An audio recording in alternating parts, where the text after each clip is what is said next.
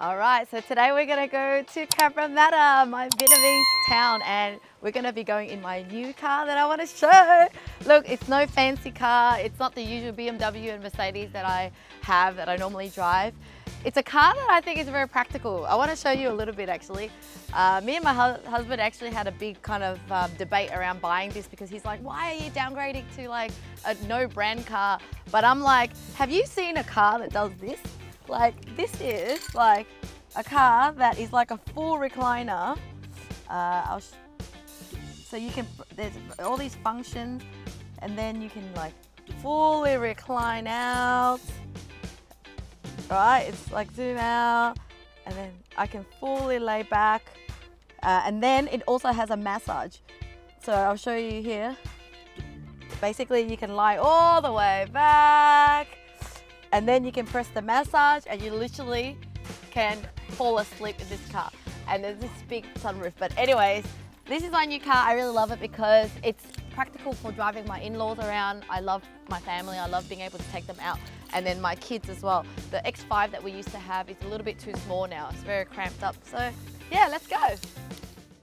All right, so we are off to see my pastor, Tony Hoang. And so this place that we're going to is a Christian church, and I only found it February this year, and it's about 45 minutes from home. It's back in my Vietnamese area, but I love going there. Like, my goal this year was to go once a month, but then I ended up going almost weekly because I just found my community. And it's more than just, you know, finding a church. It's about finding my tribe. I've got so many other Vietnamese friends in there that believe in Jesus and believe in God, and basically we learn and we develop together. And every week it's like me being able to go to a Tony Robbins event, but even better. You know, Tony Robbins is someone you pay so much money for, thousands of dollars to go and see him. This is free in a sense, you know, of course you donate to the church, but other than that, he is even better than Tony Robbins, to be honest, because I'm learning stuff that is written in the Bible, but it's interpreted in a way that I can apply to my life. And the reason for us meeting him today is I want to introduce you to the man who has helped me to quit alcohol, improve my relationship with my husband. I'm learning to swear less, and I want you to meet him, how inspirational he is, because he's very influential, very strong as a leader, has transformed so many lives. So I'm excited to bring you along. So today I want to kind of reflect back and think about what did I learn in my 20s, and then I'll probably share about my 30s as well, because I'm approaching 40s, and it's nice to kind of just think back, what are some lessons I've learned so that I could pass it on to you guys. Okay, so number one is that I feel like I spent most of my time in my life seeking validation from outside. You know, growing up with my dad who didn't love me. Well, I felt like he didn't love me. I was really missing that male male influence. And so I just felt like I learned to love really early. I learned to date guys really early.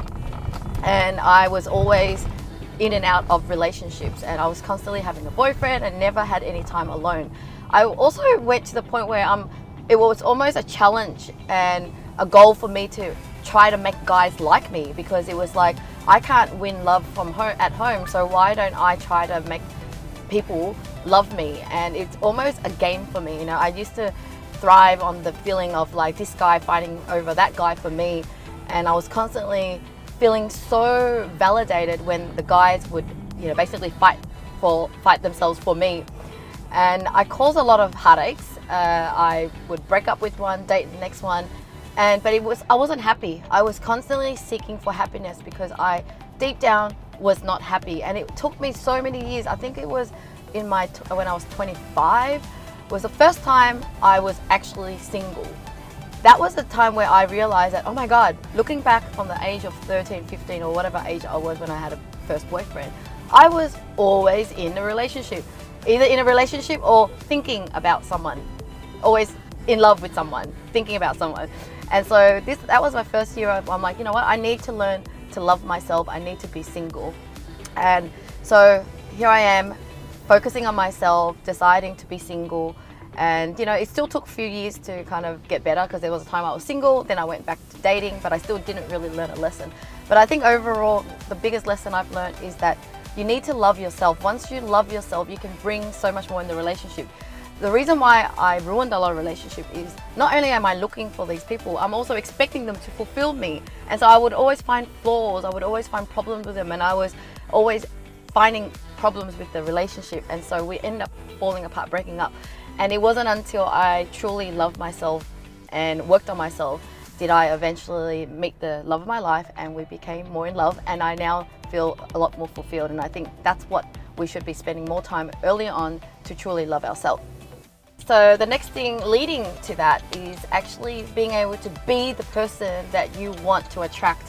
And so I discovered Tony Robbins in my late 20s, and one missing part from learning to love yourself is actually designing your wish list of who you want to attract. Now, why it's important is regardless if you want to have a partner or not, you still get to develop this ideal person that you really want to spend the rest of your life with. And that person, even if it's not someone, it can actually be yourself. And so I wrote down things like, I want this person to be ambitious. That was the first time I ever expected a guy to be ambitious. Most of the time, I'm always dating guys that were good looking, and that's about it. My list started to become a lot more wiser. It's like, they have to be ambitious, they have to be family oriented, they have to be, loving, not jealous. So there was also a list of things that you don't want them to have, like the deal breakers. And so I was so clear on what I want. I then worked on myself. I basically focused that year on developing the person that I am to, whatever I want in that person, I need to be that person. And that was when I attracted the man of my dreams. And so I think the biggest lesson in my 20s, and I wish I learned a lot earlier, is stop wishing that someone else is going to be perfect and while you are not perfect.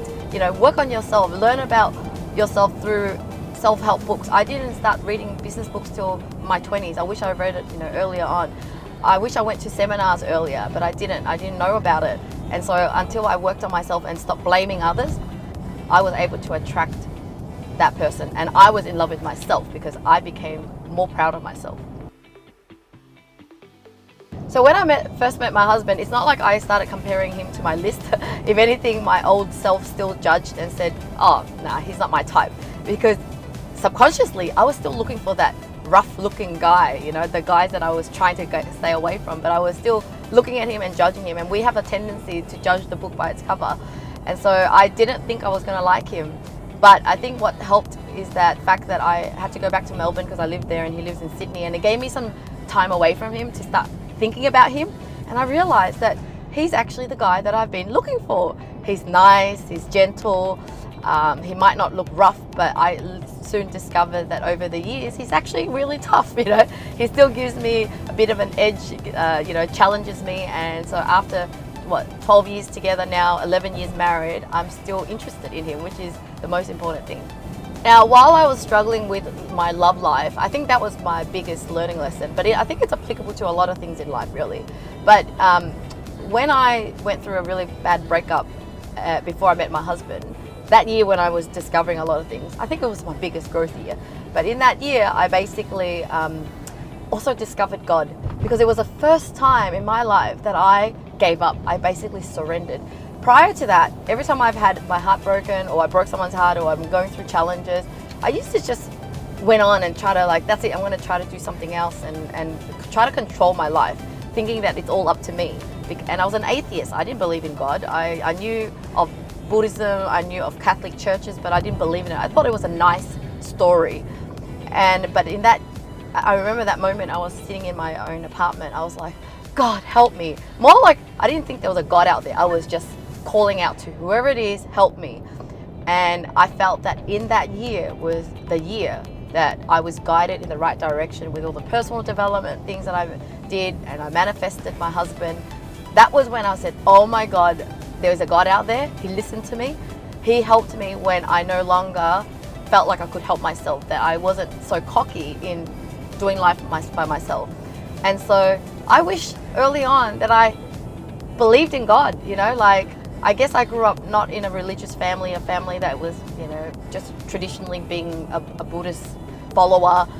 And even if I went to Catholic church, I went to Catholic school, but I basically didn't believe in it. I don't know, it just didn't click. And I wish I knew about God earlier, but I also didn't realize about Jesus or Christianity until my late 30s, which I'll share a little bit in my next video. But overall, at least realizing that we are spiritual beings living in this physical world, it changed everything for me. I now started to pray, create dreams, impossible dreams, and just know that impossible things could happen, and no longer trying to control everything, and basically just learnt about law of attraction and manifesting things and living life in a more spiritual way than before. I was very logical before. Now, another lesson that I've learned is that the earlier you can pursue your dreams, the better. So it wasn't until my mid-20s did I kind of stop partying too much. I still partied, but I kind of knew that a corporate job wasn't for me and dared to take the leap into starting my own business. And at the time, I'm thinking, I'm feeling a bit older, because you hear people starting at 19, 20, but hey, I started at 25, but I wish I could even start it earlier, even maybe started working for some startups or something and learnt more about business, or maybe did a degree on, are you still shooting? Oh, okay. I wish that I didn't spend so much time at uni, wasted 4 years or something, and coming out trying to start my business and still not understanding the foundation of business. And so I learned a lot on the job of entrepreneurship. And so overall, it was really, really great. I encourage you to pursue your dreams. It's hard, but it's so worth it, because when I turned 30, I had my second baby, then I had my third kid, all in my 30s, and I was able to really reap the benefit of that flexible lifestyle. I was able to work from home and run a business, and over 10 years now, I have a business that can run without me, and I feel like I'm semi-retired because I put in the hard work in my 20s to start a business, so that in my 30s I could really enjoy it. And I'm excited for my 40s because my kids are going to get older, I have even more freedom, and so I encourage you to really not waste your 20s at all. So when I was in uni, I actually studied international business. I think I've always knew I wanted to do business, but I didn't know what course to do. I actually remember learning the word entrepreneurship in year 10, and I'm like, what's entrepreneurship? Because it's never in my world, And so you study, you go to courses, you do the subjects like finance, accounting, but you don't really understand it because it's so theory. It's like you're reading some science books and you're like, you're reading it, but it's not absorbing because you don't have real experience to kind of correlate to. So I felt like I was actually just a bookworm, like I'm learning, I'm memorizing, just passing the test, but I don't really understand business at all. And so it was just learning theoretically, trying to pass the test so that you could get the degree. But I walked away still not understanding what is business. You know what business is? Business is when you buy something cheaper, sell it to someone that wants it, that finds value, and sell it at a higher price so that you make money. Very simple like that. And so if anything, I would rather learn from early on sales skills, how to, sell anything, have my own business selling a popular product or service out there, be an affiliate marketer, learn the ability to sell something, because that's the foundation of business. But once you have your own services or products, then you can create your own brand and make it your own business. But basically, spend more time understanding how to buy and sell things is really what business, is all about. And I didn't know that until I started my own business. Well, I hope you've enjoyed my little advice around some life lessons in my 20s, and I'm glad that you're on the ride with me driving along in the Sydney road. And let me know if you have any questions. I love to make videos to help you guys, because ultimately I want to leave all my knowledge behind. Should I die, should something happen to me, I want to know that I've made a difference into someone's life. So I'll see you again in the next video.